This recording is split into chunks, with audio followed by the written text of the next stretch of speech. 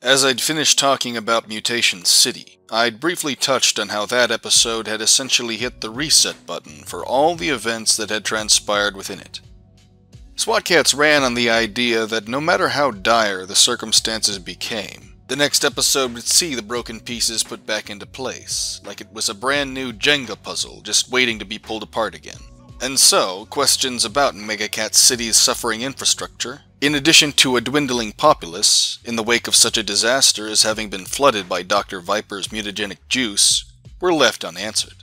The mess would be cleaned up, and the city would be repopulated, all in time for the next disaster, wherein once again the enforcers would fail, and as always, Razor and T-Bone would come in to save the day. And if you have time, just make a joke about what had happened, regardless of the implication of widespread death and destruction following the success.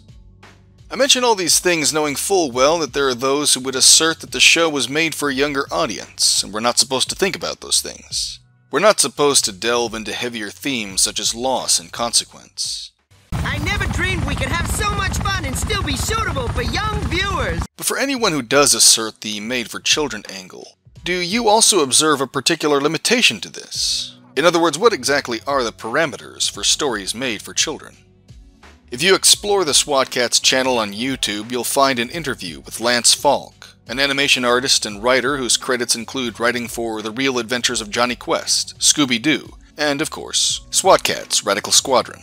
During a SWAT KATS livestream that was done on March 25, 2017, Falk gave fans some backstory on the 12th episode of Season 2, Unlikely Alloys. He said this was his favorite written episode. So in this interview, Falk talks about a unique situation he was in, where he had far more freedom to write and tell the kind of story he wanted to, without too much executive meddling involved. And there's a few times during his commentary that Falk remarks on how Metallicat's Mac and Molly have a loving relationship with each other in spite their otherwise robotic exteriors. In addition, fans asked Falk a series of questions during the commentary which he answered in kind, and not once did he fall back on saying, well, it's just a kid's show. No, instead his answers added a bit more depth to the world as a whole. The level of passion Falk put into his work would conflict with the assertion that the content he created purposely limited itself because it was tailored for children. And so for anyone wishing to defend this work on the grounds that it's been tailored for children, realize this may actually devalue said work. Throwing up the "it's made for kids" wall in and of itself constitutes a value judgment that may even be worse than the criticism one wishes to defend against. I'm not saying this is universal, as I'm sure there are plenty of cartoons that exist in a state of absolute childlike schlock. But Lance Falk's words would have one believe that SWAT KATS is not one of those shows. SWAT KATS is something special, and so should be looked upon with a level of respect due to the love and dedication its creators put into it. I say all these things to create a pretense for exploring the 4th episode of Season 2, Razor's Edge. This is an episode that borders on greatness, but never actually achieves it. And in the process of figuring out why this is, I'll also be bringing up some media related to the topic of duty, of purpose, and of meaning. 2 innocent civilians have been seriously injured, apparently the result of the misguided missiles from the SWAT KATS jet. Give it a rest, Jake. I still can't believe I hurt those people. There is nothing except this. There's no art opening. There is no benefit. There is nothing to sign. There's the next mission, and nothing else. Admittedly, most of this may seem a bit too heavy with regard to the quality of SWAT KATS. Nevertheless, I feel the process of understanding all these things is made far easier to cope with, given Lance Falk's words concerning his investment into the show.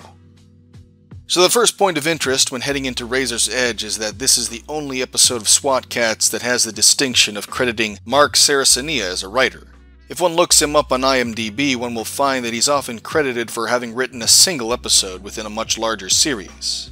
Some of those credits include Tiny Toon Adventures, Batman the Animated Series, Stargate SG-1, The Sopranos, and Farscape. Funnily, the most extensive writing credits he has are from a show called Tasmania. So let's get underway.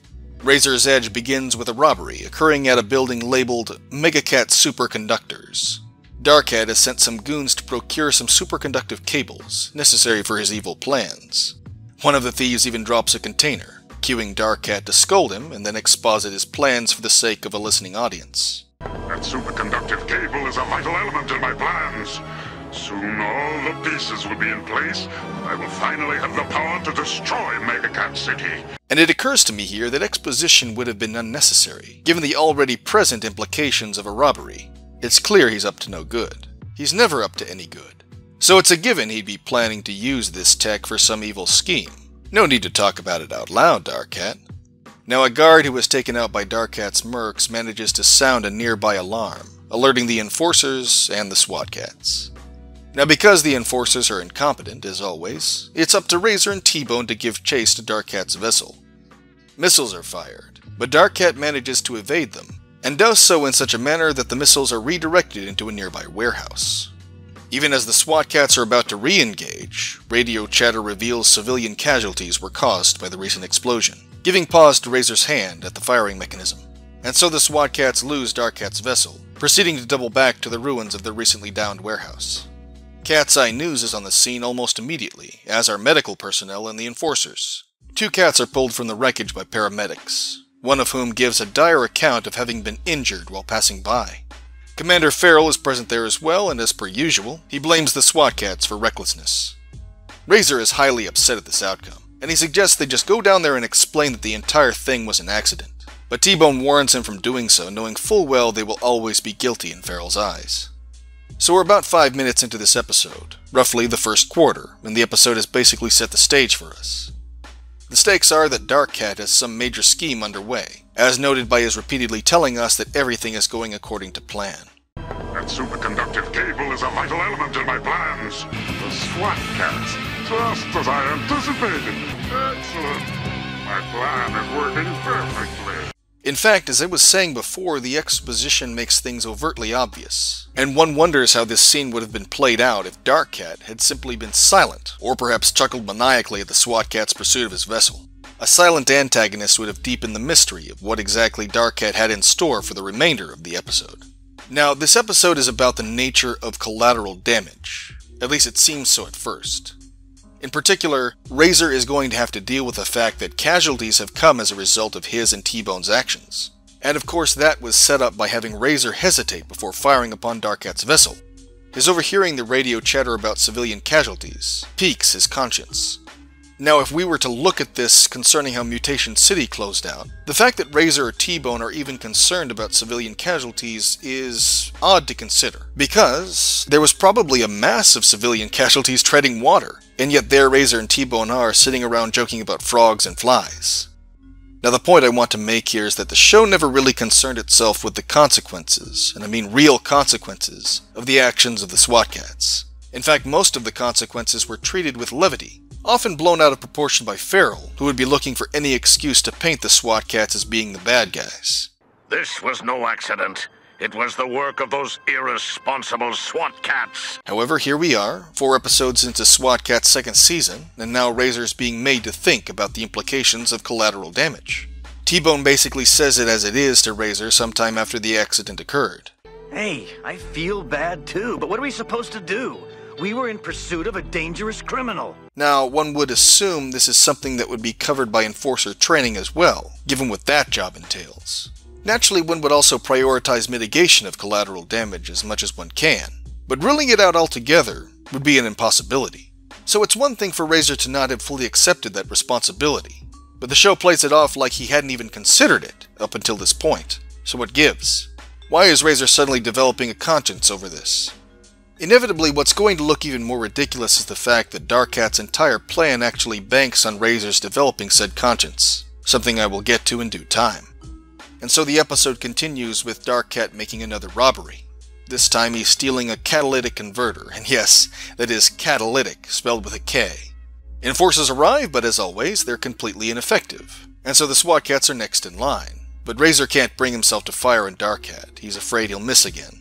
The Turbo Cat is then very nearly brought down thanks to Razor's inaction, and T-Bone becomes incensed at his partner. They then return to the junkyard, where T-Bone is left to repair the damage done to the Turbo Cat. Meanwhile, a despondent Razor decides to go out for a ride, stating that he needs to be alone for a while and be given some time to think. T-Bone protests, but Razor leaves anyway. After Razor leaves, T-Bone picks up a newspaper from the floor of the hangar, spying an article related to the warehouse explosion.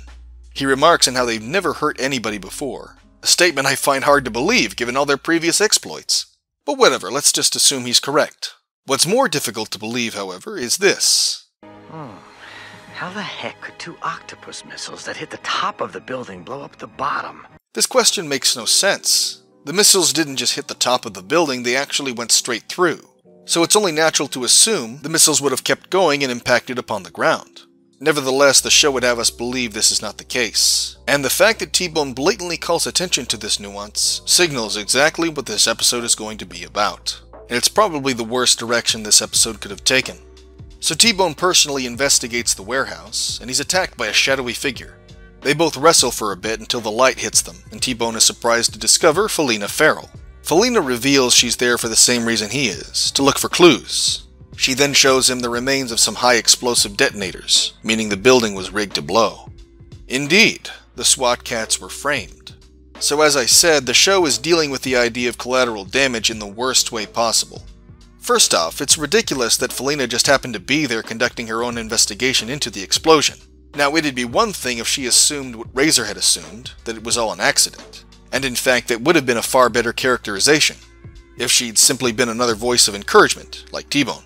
Now, given we don't know much about Felina, what also may have done the show some good would be to have her to exposit some story of her own experiences in the Enforcers. Perhaps she could give Razor an anecdote about her own stint with collateral damage, and the meaning of taking responsibility for it.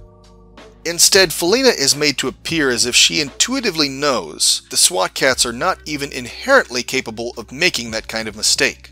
Felina is made to look like she's just a SWAT cats fangirl here, which, to be fair, may actually be closer to the truth than I realize. And moreover, her characterization here hinges on the fact that the story is indeed trying to completely absolve Razor of learning any lessons in taking responsibility for his actions. And another absurdity is the fact that Dark Cat purposely framed the SWAT cats in what has got to be the most elaborate manner possible. Somehow Dark Cat knew the exact moment Razor was going to fire those missiles, and he knew exactly where they'd impact. And if that wasn't enough, his plan would have also had to rely on Razor's guilty conscience, since framing the SWAT cats for anything would have been entirely redundant, given Farrell's constant disposition towards them anyway. In other words, how is framing them for blowing up the warehouse going to change the fact that they're already outlaws anyway? The SWAT cats are dangerous vigilantes, a menace to society. Here we go. At this point in the series, has Farrell reluctantly accepted the SWAT cats as a force for good? No. Period. Keep rolling. I have nothing to say about that. No, he is their antagonist. Would J. Jonah Jameson do that? No, he would not. So Razor sneaks inside the Megacat Memorial Hospital, and he apologizes to the civilians who were supposedly injured by the explosion.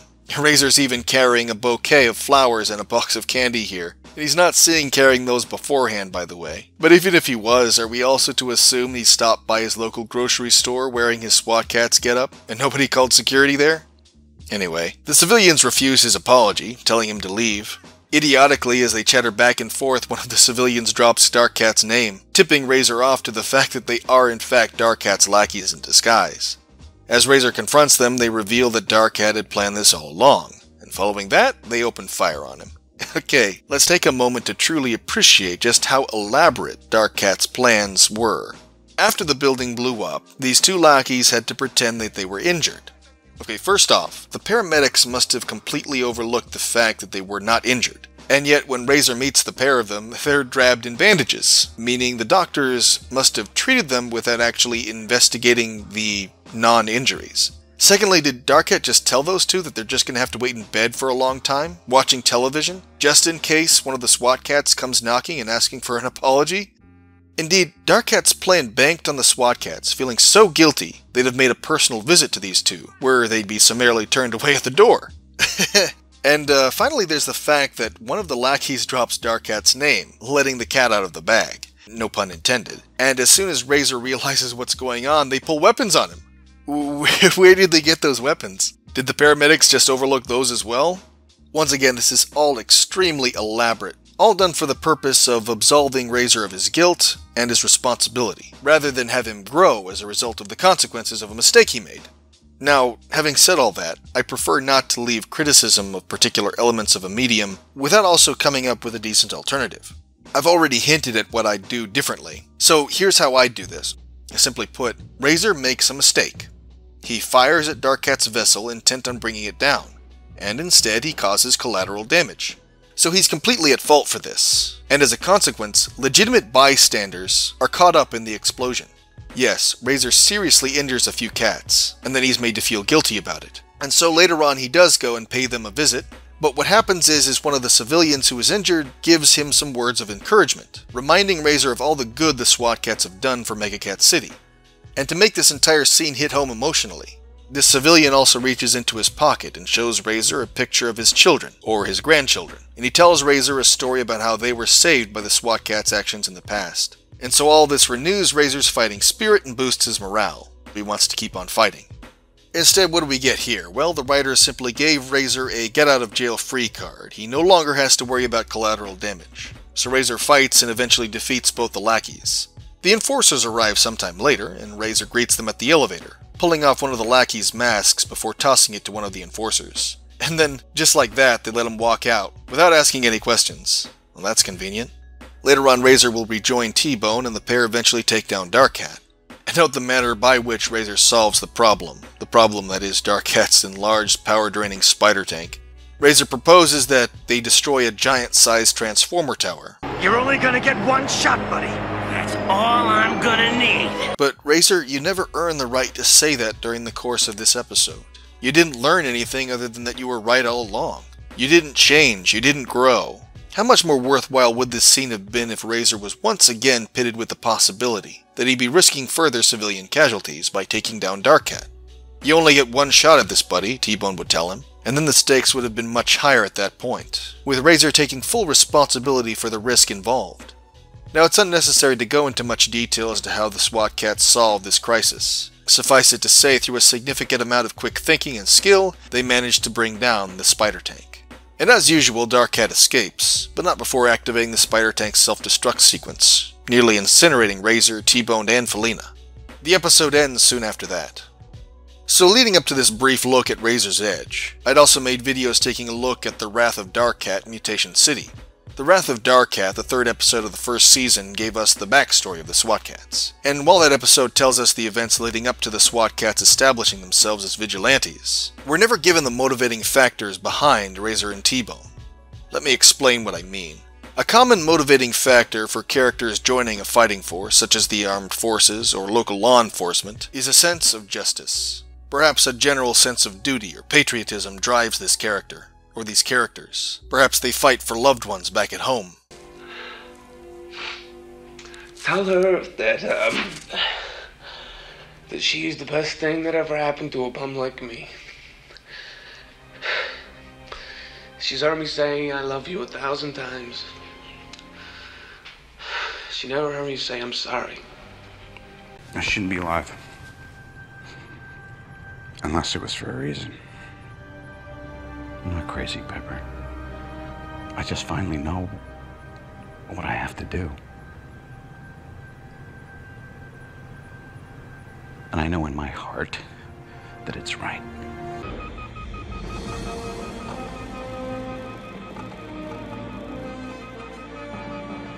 Do me a favor.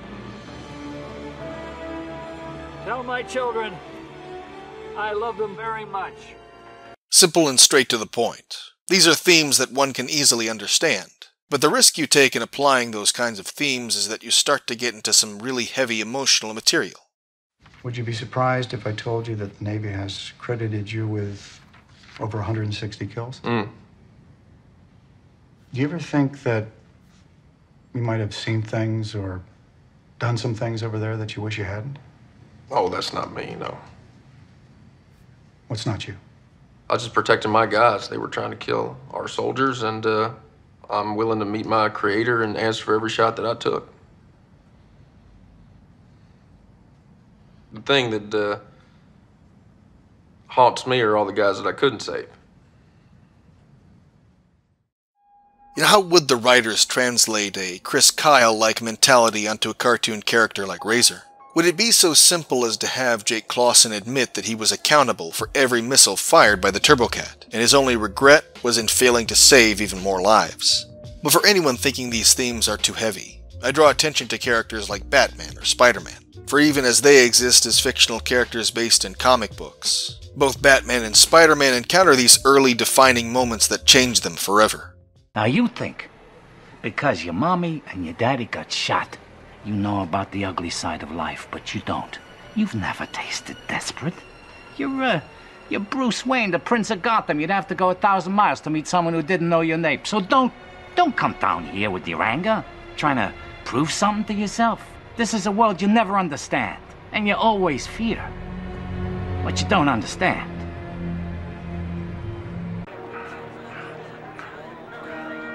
Peter. Over here, Uncle Ben.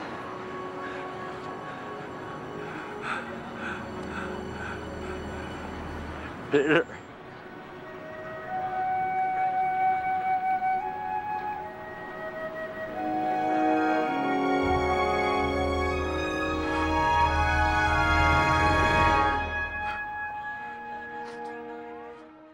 In both cases, the audience is given a clear understanding as to what motivates these characters, what gives what they do meaning, and what leads them to do what's right, and accept the consequences therein.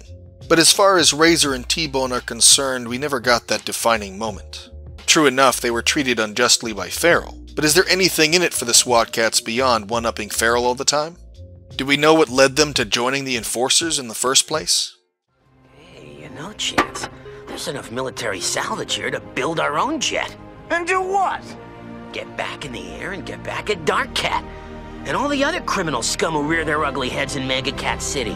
Only this time, we do it our way. Why? The issue as I see it is that tragedy is not something that the Tremblay brothers wanted to illustrate as part of the ongoing story of the SWAT cats, and one can see this rife throughout the entire 2 seasons.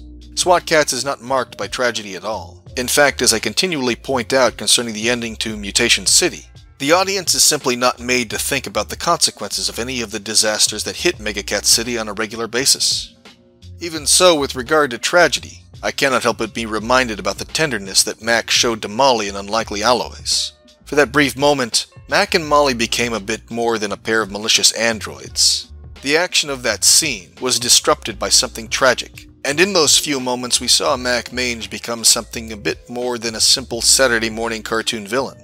And I'm not certain as to whether or not I would have understood or appreciated such a sentiment as an adolescent viewer. But nevertheless, I have a great respect for Lance Falk, because he did not neglect those sentiments in the service of a show made for kids. Oh, you big sap! Yeah, she does not break character, you'll notice. And that's showing a little tenderness, even though they're arguing. He says, now forget the money, it's you're the one that's important. And there's a little love theme in this episode, kind of a dark love theme. And so here's a thought. Why couldn't those same sentiments be extended to Razor's Edge?